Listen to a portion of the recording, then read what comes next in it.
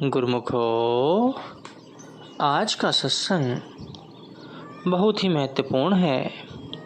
सभी गुरुमुख ध्यान पूर्वक सुने और लाभ उठाएं। गुरुमुखो, संसार के रस पदार्थ प्रकट में तो मीठे और रुचिकर प्रतीत होते हैं, परंतु उनका परिणाम बहुत बेकार है।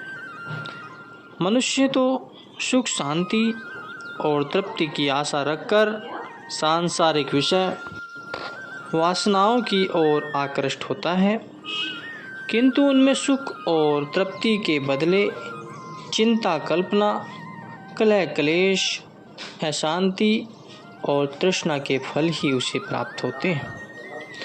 सत्पुरुषों का कथन है कि प्रियजनों के मोह में आसक्त होकर प्राणी व्यर्थ ही विषय वासनाओं में रचा हुआ है।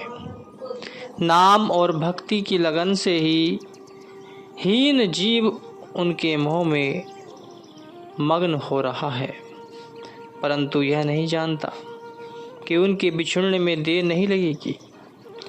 हे जीव, संसार की दृष्टमान रचना में जो कुछ भी दिखाई देता है वह सब नश्वर और क्षणभंगुर है। इसलिए अपने मन के मिथ्या विचारों को त्याग कर सद्गुरु की सेवा में जा लग, जो तेरे सच्चे मीत और जन्म जन्म के सगे संबंधी हैं तथा जिनकी सेवा से तुझे शांति और संतुष्टि उपलब्ध होगी। इस संसार के सरस व मधुर प्रतीत होने वाले विषय रसों को वास्तविक रूप यह है कि माया ने जीवों को अपने जाल में फंसाने के लिए दाना डाल रखा है। तृष्णा के वशीभूत हुआ जीव रूपी पक्षी इस जाल में फंस गया है और उसका इस जाल में फंसकर निकलना कठिन हो गया है। संत महापुरुष तृष्णा की उपमा काली नागिन से करते हैं और कहते हैं कि कुटला कोमल स्पर्शा विश्व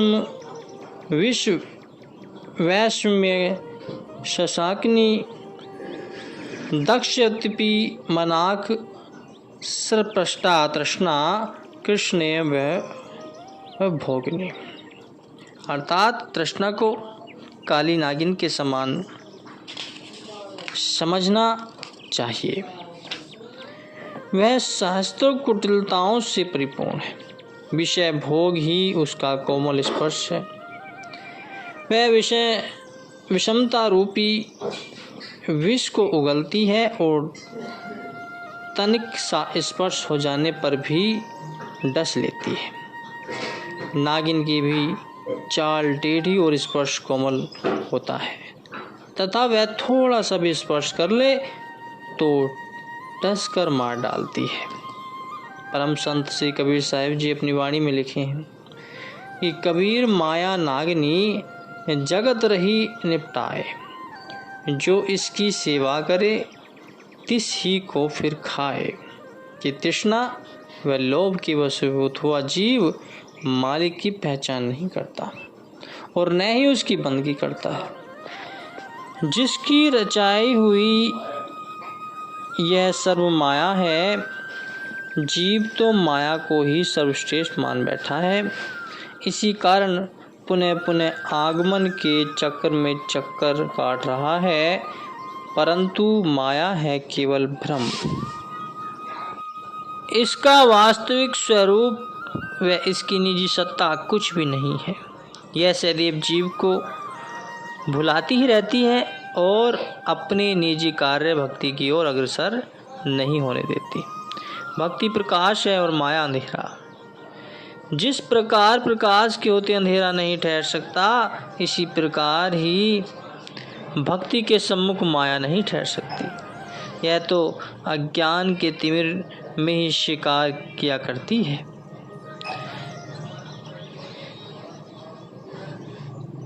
कबीर साहिब जी कहते हैं कि माया दीपक नर पतंग भ्रमी भ्रमी माही परंत कोई एक गुरुजन ते उभरे साधु संत। अर्थात यह मोहिनी माया तो एक दीपक है जिस पर जीव पतंगा बना हुआ अपनी आहुति उसमें देता है। कोई विरले गुरुमुखी संत सतगुरु के पथ प्रदर्शन से इस माया से परित्रणा पा सकता है। इस कुटिल माया ने प्राय प्रत्येक प्राणी को अपने प्रपंच में ऐसा फंसा रखा है जिससे जीव की बुद्धि पर भ्रम और संशय के पर्दे पड़ जाते हैं। वास्तव में तो जगत की रचना मिथ्या और केवल भ्रांति है। जिस प्रकार अंधेरे में रस्सी को देखकर सर्प की भांति होती है और जीव उससे भयभीत होकर थरथर कांपने लगता है। यदि उसका पांव भूल से उस पर पड़ जाए तो मनुष्य भय के मारे अचेत होकर गिर पड़ता है।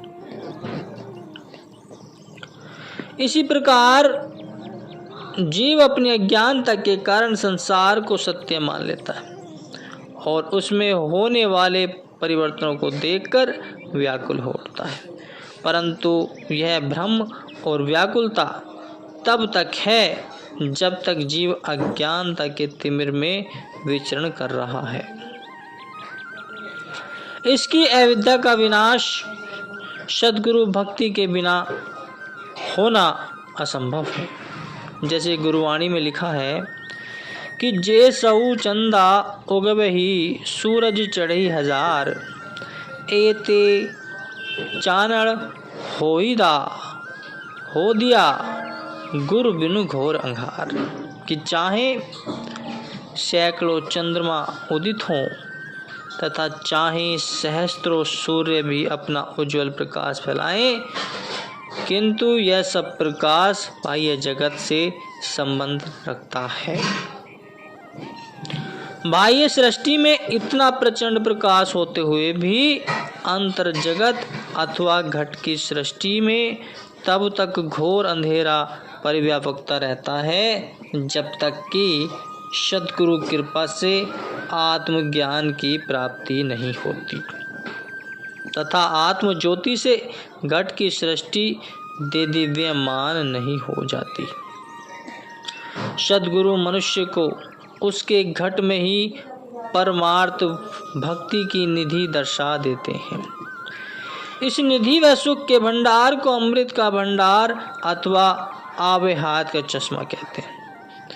गुरुवाणी में इसका वर्णन आया है और कहते हैं कि हे मनुष्य, जिस अमृत के भंडार को पाने के लिए तुम इस जगत में आए हो वह अमृत का स्रोत सद्गुरु की भक्ति द्वारा ही प्राप्त होता है। भांति भांति के भेष बनाने तथा चतुराई दिखाने से काम नहीं बनेगा, क्योंकि जब तक चित्त में दुविधा अथवा दैत भावना है अमृत का यह फल प्राप्त नहीं हो सकता। इसलिए हे मन, तू इधर उधर भटकना अथवा माया के पीछे दौड़ना छोड़ दे तथा संत सद्गुरु द्वारा बतलाए हुए ठिकानों पर स्थिर रहे। बाह्य जगत में खोज करने से हाथ कुछ भी नहीं लगेगा। इसमें भटकने से तो सुख के बदले दुख की ही उपलब्ध होगा तथा यदि अमृत का भंडार घर ही में अथवा अपने घट भीतर ही है तो फिर बाहर मायावी पदार्थों में खोजने की आवश्यकता है। कहते हैं कि कस्तूरी कुंडल बसे मृग ढूंढे वन माहे, ऐसे घट में पीव है दुनिया जाने नाहीं। अर्थात मृग की अपनी ही नाभि में कस्तूरी होती है परंतु वह इस बात से अनजान होता है। उसकी सुगंधित से ललायित होकर उसे प्राप्त करने के लिए वन वन में खोजता फिरता है। इसी प्रकार हर घट में प्रत्येक प्राणी के हृदय में प्रभु निवास करते हैं, परंतु कोई भी प्राणी संत सत्पुरुषों के पथ प्रदर्शक के बिना उसे प्राप्त नहीं कर सकता। प्रत्येक जीव की यह प्रकृति होती है कि वह जिस लक्ष्य को लेकर चले वह पूर्ण न हो तो वह खिन्न और दुखी होता है। मनुष्य भी संसार में मालिक को प्राप्त करने के लक्ष्य से ही आया है, परंतु यहाँ आकर मोहमाया में उलझकर अपने ध्येय को बिल्कुल भूल बैठा है, इसलिए दुखी व शांत रहता है। अज्ञानता व संसार के मायावी पदार्थों में ही सुख व शांति की खोज करता है तथा आनंद धाम में पहुंचने की चाह भी रखता है। वास्तव में वह भी अपने पथ से भटक गया है। अपने मार्ग से भटके हुए एक पथिक को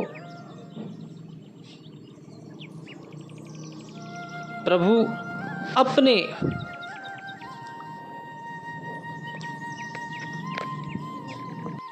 अपने आशीर्वाद से अवश्य निहाल करते हैं, परंतु मनुष्य को सही मार्ग की आवश्यकता है।